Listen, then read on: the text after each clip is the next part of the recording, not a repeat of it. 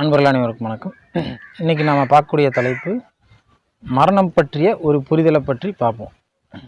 இப்போ கொரோனா காலகட்டம் ஏகப்பட்ட பேர் மரணிச்சிக்கிட்டு இருக்கிறாங்க. எல்லோரும் மரண பீதியிலேயே வாழ்கிறாங்க. எந்த நேரத்தில் என்ன நடக்குமோ ஏது நடக்குமோ, இன்றைக்கி நைட்டு படுக்கிறோம் நாளைக்கு காலையில் இருக்கிறோமோ இல்லையோ அப்படின்னு தெரியாத ஒரு சூழலில் சாகிற நாள் தெரிஞ்சிச்சுன்னா வாழ்கிற நாள் நரகமாயிரும் அப்படிங்கிற மாதிரி ஒரு மரண பீதியிலேயே வாழ்க்கையை நகர்த்திக்கிட்டு இருக்கிறாங்க. நிம்மதியாக சாப்பிட முடியல, நிம்மதியாக தூங்க முடியல, நிம்மதியாக விளையாட முடியல, நிம்மதியாக குழந்தைய கொஞ்சம் முடியல. எல்லாமே ஒரு நிம்மதியற்ற சூழல் நிலவிக்கிட்டு இருக்கு. எவ்வளோ பெரிய மல்யுத்த வீரராக இருந்தாலுமே கூட அவர் உடல் பலமானவராக இருக்கலாம். ஆனால் தனக்கு ஒரு நோய் அல்லது தான் மரணிக்க போகிறார் அப்படிங்கிற செய்தியை கேட்ட உடனே பயப்படத்தான் செய்வார். இந்த மரணம் அப்படிங்கிற ஒற்றை சொல்லினால்தான், அந்த ஒற்றை சொல்ல கண்டு தான் பயப்படுறான். ஏதோ அந்த ஒன்று இருக்கிறதுனால தான் கொஞ்சமாவது மனிதர்களை உட்கார்ந்து சில விஷயங்கள் கேட்க வைக்க முடியுது, சில விஷயங்களை பயப்படுத்த முடியுது, சில ஒழுக்க நெறிமுறைகளை பின்பற்ற வைக்க முடியுது.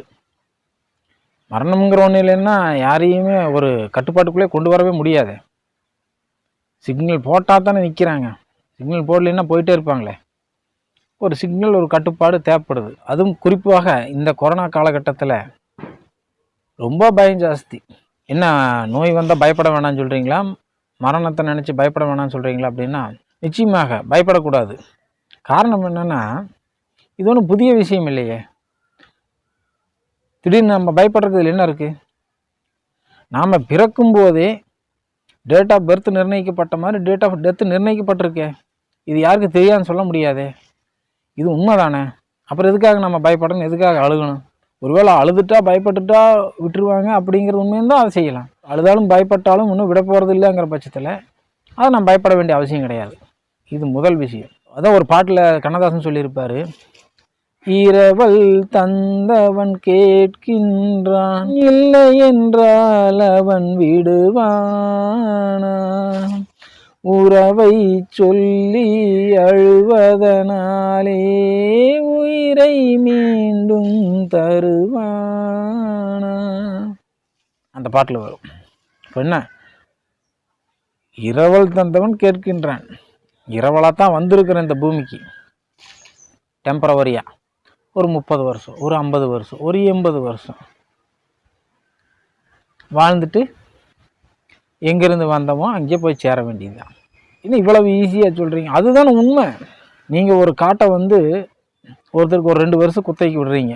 அவர் 2 வருஷம் அந்த காட்டை ஓட்டிட்டு திரும்ப நீங்கள் காடு கேட்கும்போது அழுது புலம்புறாரு, நான் தரமாட்டேன் முடியாதுன்னு கத்துறாரு, விட்டுருவீங்களா? அது மாதிரி தான் இந்த ஆன்மாவிற்கு இந்த உடல் தற்காலிகமாக தரப்பட்டிருக்கிறது.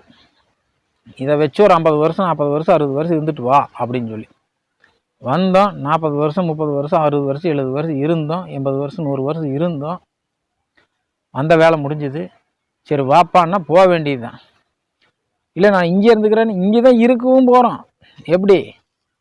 அது அந்த புரிதலும் வேணும். இந்த உடல், இந்த ஊர், இந்த வீட்டில் இருந்த நம்ம இப்போ இந்த உடல் வாழ தகுதியற்றதாக மாறிடுச்சு. இந்த உடல் எக்ஸ்பயர் ஆயிடுச்சு. இந்த உடல் இனி வாழ முடியாது, இது சீர்கெட்டுருச்சு. அதனால் நமக்கு இனி வேற உடல் கிடைக்க போகுது. அப்புறம் எதுக்கு பயப்படணும்? இனி நமக்கு மனைவி, குடும்பம், இந்த பூமி, இந்த சுகங்கள், இந்த உணவுகள், இந்த நண்பர்கள், இந்த மனிதர்கள், இந்த சினிமா எதுவுமே அனுபவிக்க முடியாதே, இதோடு நமக்கு எல்லாமே போச்சு அப்படின்னு நம்ம பயப்படுறதுக்கான காரணம் ஒன்றுமே இல்லை. காரணம் என்னென்னா, இப்போ அனுபவிச்ச மாதிரி இன்னொரு உடம்புல நம்ம அனுபவிக்க போகிறோம். இதை விட இன்னொரு விஷயம் என்னன்னாக்க, இதை விட நல்ல சூப்பரான ஒரு சின்ன குழந்தையினோட உடல் நமக்கு கிடைக்க போகுது. அது ஆரோக்கியமாக நல்ல உடலாக கிடைக்க போகுது. இந்த நோயுற்ற உடலை விட்டுட்டு போக போகிறோம். அப்புறம் எதுக்கு நம்ம பயந்துக்கணும்? நமக்கு முழுமையாக இது கட்டாச்சுன்னு நம்ம நினைக்கிற புரிதல் இல்லை. இதோட நம்ம அவ்வளோதான் அப்படின்னு நம்ம நினச்சிக்கிறோம். சரி நமக்கு இல்லை, நம்ம சொந்தக்காரங்களுக்கு வந்துடுச்சு அதனால தான் நம்ம பயப்படுறோம் அப்படின்னு. யாருக்கு வந்தாலும் பதில் ஒன்று தானே. உங்களுக்கு வந்தாலும் இதே பதில் தான், அவங்களுக்கு வந்தாலும் இதே பதில் தான். அந்தந்த காலகட்டங்கள் அந்தந்த சூழல் வரும்போது, அதற்கான காலகட்டம் முடியும் போது நாம் அதை ஏற்றுக்கிட்டு தான் ஆகணும். பிறப்பு இறப்பை பற்றின ரகசியங்கள் புரிஞ்சுக்கணும் அப்படின்னா முதல்ல இதை கற்றுக்க வேண்டியது ஜிஹெச் அல்லது மார்ச்சுவரி. பிணங்கள் எரிக்கிற இடத்துக்கு போனால் வாழ்க்கையை பற்றின மிகப்பெரிய புரிதல் வந்துடும். எனக்கு அப்படிப்பட்ட ஜிஹெச்லையும் இந்த பிணங்கரை இருக்கிற இடத்துலேருந்து தான் முதல் இந்த சிந்தனையும் இந்த ஞானமும் இந்த கேள்விகளும் முதல்ல ஆரம்பிச்சது. ஏன் மனுஷன் பிறக்கிறான், ஏன் இறக்குறான், ஏன் எத்தனை பேர் அழுகிறாங்க, இந்த கடவுள் என்ன பண்ணிக்கிட்டு இருக்கிறாரு, இத்தனை பேர்த்துக்கு காப்பாற்றலாம் இல்லை அப்படிங்கிற கேள்விகள் தான் தேட ஆரம்பித்தேன். மக்களுக்கு இந்த மரணம் இப்படி நிகழுன்னு தெரியாதுங்கிற ஒன்று விஷயமே இல்லை. எல்லாருக்கும் தெரியும், எல்லோரும் பிறக்கத்தான் போகிறாங்க, பிறந்தவங்க அனைவரும் இறக்கத்தான் போகிறாங்கன்னு தெரியும். தெரிஞ்சிருந்தும் நம்ம அதில் பயப்படுறதுக்கோ அழுகிறதுக்கோ ஒன்றும் கிடையாது. இப்போ இதெல்லாம் அடிப்படையாக இருந்தாலும் கூட இந்த பயம் அப்படிங்கிற ஒரு காரணம். பயம் எப்படி வருது? இந்த அடிப்படை புரியாதனால பயம் உருவாகுது. அப்போ பிறக்கும்போது டேட் ஆஃப் பர்த் இருக்குது அப்படின்னா டேட் ஆஃப் டெத்தும் இருக்குதுங்கிறது உண்மைன்னா அப்போ அதுக்கு தகுந்த மாதிரி நம்ம பக்குவப்படுத்திக்க வேண்டியதுதான். நம்ம மரணிக்க போகிறது உண்மை. அப்படிங்கும் பட்சத்தில் அதுக்கான காலம் என்னைக்கு சொல்கிறாங்களோ அன்னைக்கு நம்ம அதுக்கான ப்ரிப்ரேஷனில் தயாராக இருக்க வேண்டியது தான். எப்படி இருக்கணும்? ஐயோ அம்மா என்னை காப்பாற்றுங்க அப்படின்னு அழுதுகிட்டு இருக்கணுமா? அப்படி அல்ல. அது ஏற்கனவே நிர்ணயிக்கப்பட்டது. அது எந்த வகையில் வேணாலும் இருக்கலாம். பல வகை இருக்குது. கிரிக்கெட் விளையாடும்போது விக்கெட்டு எப்படி வேணாலும் விழுகலாம். ஸ்டெம்புடு ஆகலாம், ரன் அவுட் ஆகலாம், கேட்ச் பிடிக்கலாம், போல்டு ஆகலாம், இப்படி இல்லை 8 விக்கெட்டை பண்ணிட்டு போகலாம், எப்படி வேணாலும் அவுட் ஆகலாம். அது மாதிரி இங்கேயே நம்மளுடைய மரணம் எப்படி வேணாலும் நிகழலாம். அது எந்த வகையான மரணமாக இருந்தாலும் கூட இதில் நான் பயப்படுறதுக்கு ஒன்றுமே இல்லை. பேட்டிங் இறங்கும்போது அவுட் ஆகிறதுக்கான வாய்ப்பு இருக்குல்ல. அவுட் ஆகாமையே இருக்கவா முடியும்? அவுட் ஆகாமல் ஒருத்தர் இருக்கிறாருன்னா அப்போ தொடர்ந்து அவர்களுக்கு வீசிகிட்டே இருங்க. 1 நாள் 2 நாள் 3 நாள் 4 நாள் 6 மாதம் 1 வருஷம் வீசிகிட்டே இருந்தேன். என்றைக்கு இருந்தாலும் அவர் அவுட் ஆகிடுவார்ல. அது மாதிரி தான் அவுட் ஆகிறதுங்கிறது உறுதி தான். அதனால் பயம் அப்படிங்கிற அந்த உணர்வு, கொரோனா உங்களுக்கு வந்துடுச்சு, பாசிட்டிவ் ஆயிடுச்சு அப்படின்னு சொன்னாலே இதை கேட்டு ஒரு அரசு ஊழியர் ஒருத்தர் தற்கொலை பண்ணிக்கிட்டார்.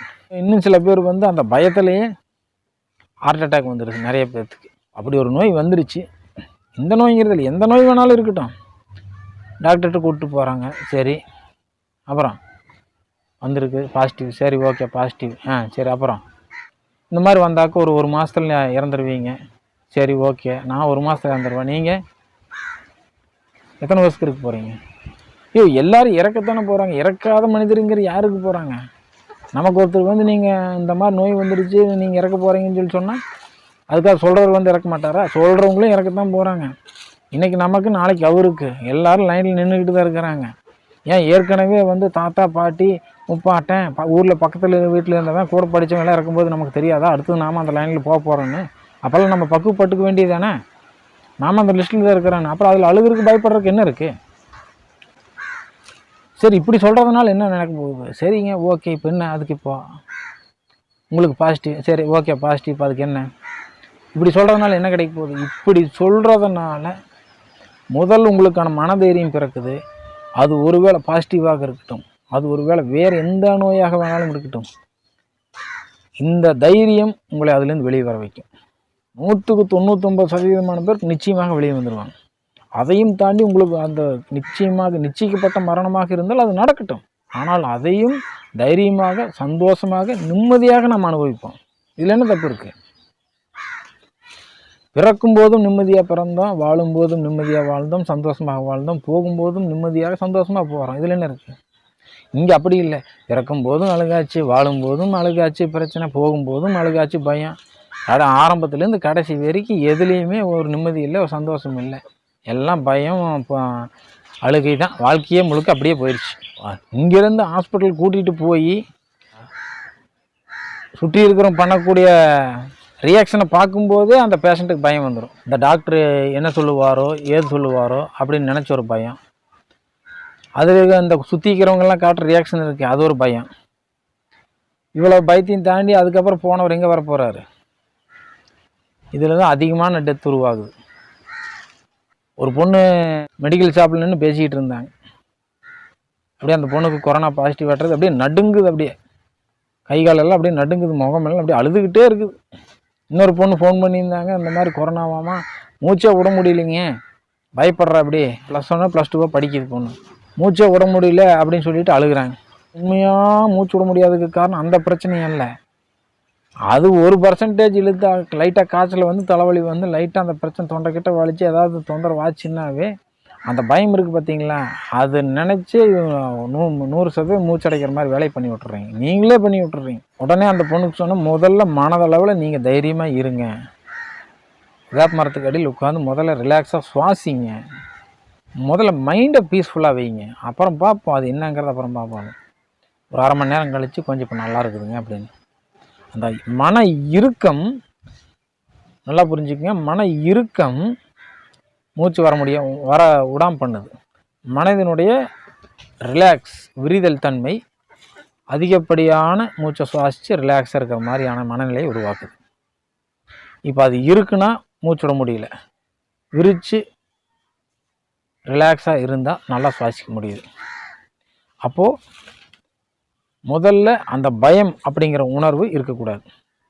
நல்லா இருக்கக்கூடிய ஒரு மனிதரை, நல்லா நம்பக்கூடிய ஒரு டாக்டர்கிட்ட கூட்டிகிட்டு போயிட்டு, உங்களுக்கு கேன்சரோ எய்ட்ஸோ வந்திருக்குது, நீங்கள் ஒரு 4 மாதம் அல்லது 6 மாதத்துக்குள்ளே இறந்துருவீங்க, வர்ற டிசம்பரில் நீங்கள் இருக்க மாட்டீங்க அப்படின்னு சொல்லி பார்க்க சொல்லுங்கள். இது சொன்னதுலேருந்தே அவர் தூங்க மாட்டார். அக்டோபரை போல் பசிக்காது, நவம்பரை போல் ஆளை இழைச்சிருவார், நவம்பர் லாஸ்ட்டில் ஆள் படுக்கி ஆயிடுவார். சொன்ன மாதிரி எக்ஸாக்டாக டிசம்பரில் இறந்துருவார். இது ரிப்போர்ட் இல்லை, நீங்கள் அவர் சொன்னதை நம்புனீங்க, நமக்கு கேன்சர் வந்துடுச்சு, எய்ட்ஸ் வந்துடுச்சு, நம்ம நீ இருக்க மாட்டோம், நீங்கள் உறுதியாக நம்பிட்டீங்க. அப்போ நீங்கள் எதை நினச்சிங்களோ எதை நம்புனீங்களோ உங்கள் எண்ணம் போல் உங்கள் வாழ்க்கை அமைந்து விட்டது, அவ்வளோதான். கேன்சரா, சரி ஓகே, என்ன கொரோனாவா, இருக்கட்டும், அப்புறம் சொல்லுங்கள், அப்புறம் என்ன, வேறு என்ன, இந்த கையிலேயே இந்த மாதிரி வந்துருச்சா சார், இங்கே பாருங்கள் கையில் இப்படி வந்திருக்கு, இது என்னது, அப்படியா, இதுதான் நான் சொல்லுதா டெஸ்ட்டில், ரைட், ஓகே, சரி சார், ஓகே, சொல்லுங்கள், தைரியமாக சொல்லுங்கள். ஆமாம், இப்போ இதுக்கு என்ன, இப்போ என்ன பண்ண முடியும், என்ன பண்ண போகிறீங்க, முதல்ல ஏற்றுக்குங்க, சொல்லுங்கள், மனதெல்லாம் தைரியமாக சொல்லுங்கள். எப்படிப்பட்ட ஒரு சூழ்நிலையை சந்தித்தாலும் சரி, ஓகே, நெக்ஸ்ட்டு அடுத்தது வேற அப்படி கேளுங்க. அப்போது அந்த கொடுக்கப்பட்ட சூழல் உங்களை பயப்படுத்துதா, நீங்கள் அந்த சூழலை பயப்படுத்துகிறீங்களாங்கிறது அங்கே முடிவாகும். இந்த பிரபஞ்சத்தின் தத்துவப்படி ஒரு புரிதலை புரிஞ்சுக்குங்க. மனிதர்கள் உண்மையாக மரணிக்கிறதும் இல்லை, மனிதர்கள் உண்மையாக பிறக்கிறதும் இல்லை. இப்போ ஒன்றும் இல்லை, இங்கே பாருங்கள், மூச்சு வெளியே போயிடுச்சு, இப்போ நான் இறந்துட்டேன், உள்ளே போயிடுச்சு, இப்போ நான் பிழைச்சிட்டேன், நான் இறந்துட்டேன், திரும்ப உள்ளே வந்தால் தான் பிழைப்பேன், உள்ளே வந்துடுச்சு, பிழைச்சிட்டேன். ஒவ்வொரு நொடியும் மூச்சு வெளியே போகும்போது இறப்பதும், ஒவ்வொரு நொடியும் மூச்சு உள்ளே போகும்போது பிறப்பதுமாக தினசரி செத்து செத்து செத்து செத்து பிழைச்சிக்கிட்டு தான் இருக்கிறான் மனுஷன். இதில் புதுசாக சாகறதுக்குன்னு ஒன்று என்ன இருக்குது, பிறப்பது எதற்காக, இறப்பதற்காக, இறப்பது எதற்காக, மீண்டும் பிறப்பதற்காக. பிறப்புள்ள வரையில் இறப்பு இருக்கும், இறப்புள்ள வரையில் பிறப்பு இருக்கும். அப்பொழுது இரண்டுமே இருக்குதுங்கிறதுனால நாம் எதை கண்டும் பயப்பட வேண்டியதில்லை. இங்கே நிரந்தரமாக பிறப்பென்பதும் இல்லை, இங்கே நிரந்தரமாக இறப்பது என்பதும் இல்லை. இங்கே பிறப்பதும் இங்கே இறப்பதும் நடத்தப்படும் இரண்டும் அனுபவங்களுக்காக மட்டுமே என்று புரிந்து கொண்டு, இங்கே என்ன அனுபவங்களுக்காக வந்தோமோ, எதை கற்றுக்கொண்டோமோ அந்த அனுபவங்களையும் அந்த பாடங்களையும் அந்த பக்குவங்களையும் கற்றுக்கொண்டு போகிற வேலை மட்டும்தான் நம்மளோடது. பிறப்பும் இறப்பும் இரண்டும் உண்மையல்ல என்று புரிஞ்சுக்கிட்டு ஆரோக்கியமாக வாழ்வோம், நிம்மதியாக வாழ்வோம், சந்தோஷமாக வாழ்வோம்.